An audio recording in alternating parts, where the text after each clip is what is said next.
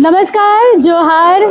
उपचुनाव के कवरेज के लिए एचएनएन की टीम पूरे घाटशिला में दौड़ रही है। उसकी चुनावी यात्रा जो गाड़ी है चप्पे चप्पे पर जा रही है। अभी घाटशिला में हम थे, हमने दिखाया वहां पर कैसे शांतिपूर्ण तरीके से मतदान चल रहा है। जोड़ीसा का भी कोई यही नजारा आप देखने को मिल रहा है। यहाँ पर पहली बार दिख रहा है जहाँ पे पुरुषों की लाइन लंबी है, क्योंकि बाकी 3-4 बूथों पर महिलाओं की संख्या पुरुषों से ज्यादा देखी गई थी।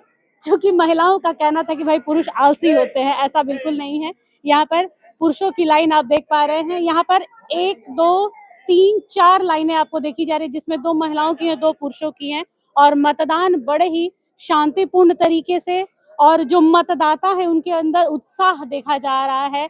जब लोगों से हमने बातचीत की थी तो उनके चेहरे पर एक खुशी थी कि वो घाटशिला के भविष्य की जो उम्मीद कर रहे हैं उनके हाथों में है। आज वही है घाटशिला की भविष्य की जो एक लेखी लिखने वाले हैं ना, आज ये जनता ही है। इनके चेहरे पर वो कॉन्फिडेंस दिख रहा है कि हाँ, अपना भविष्य हम तय करने जा रहे हैं। और 14 तारीख को इसके परिणाम आएंगे और पता चलेगा कि भाई घाटशिला की गद्दी पर कौन बैठता है, कौन इन आम जनता का, इन मतदाताओं का प्रतिनिधित्व किसके हाथों में जाता है। पार्टियों से जब बात की थी ना, तो सबने अपनी अपनी अच्छाई गिनवाई थी। लोगों के बीच है, एक बार इनसे बात करके देखते हैं क्या बोलते हैं। दादा, किस बेसिस पर वोट देने आए हैं, क्या देखें इस बार विकास का स्तर कैसा है घाटशिला में? घाटशिला विकास का स्तर बढ़िया है। तो कोई बुनियादी ऐसी चीजें जो चाहते हैं कि उपचुनाव के बाद पूरी की जाए, शिक्षा व्यवस्था, सब नेता तो बोल रहा है कि बुनियादी के बाद हम आएगा तो ये कर देगा, वो आके जो काम नहीं हुआ हम कर देगा। वही कमी सब किस चीज की है? सब कुछ का कमी है। हाँ। अभी तो बोल रहे थे सब अच्छा है। अच्छा तो स्कूल कॉलेजेस हैं यहाँ स्कूल पे, में 4 मास्टर है, 8 मास्टर चाहिए तो 4 मास्टर चाहिए है। और अस्पताल वगैरह कैसा है? अस्पताल में दवाई नहीं मिलता है, उसको जाके पूछिए, वो व्यक्ति है पंचायत में। अच्छा, आप क्या बोलेंगे दादा? यार क्या बोले, जो बोला वही बोलेंगे। आपको भी लग रहा है कि जरूरत है? जरूरत तो पूरा ही है। दवाई नहीं दवा लेने जाता है हम लोग, तो बोलते दवाई बाहर से खरीद लो।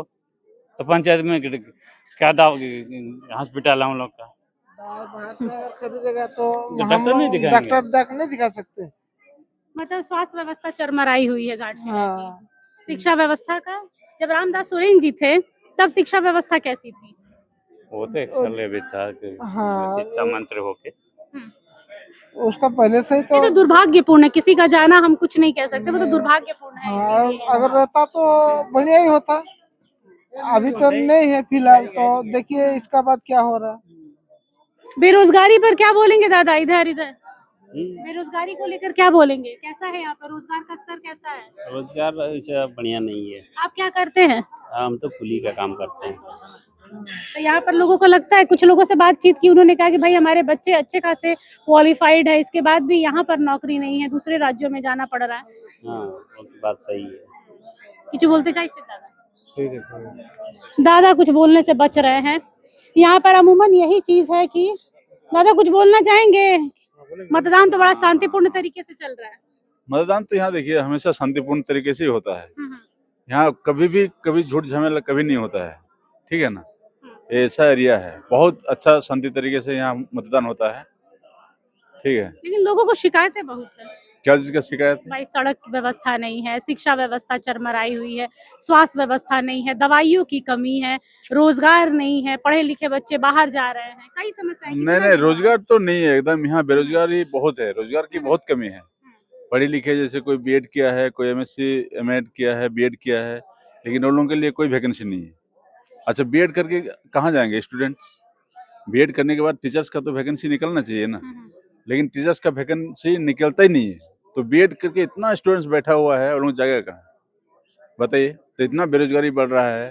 यहाँ सामने कंपनी रखा, कंपनी इधर मुसाबनी कंपनी सब बंद कर दिया, तो उसमें भी बेरोजगारी बढ़ा है ना। तो चारों तरफ बेरोजगारी बहुत बड़ा है।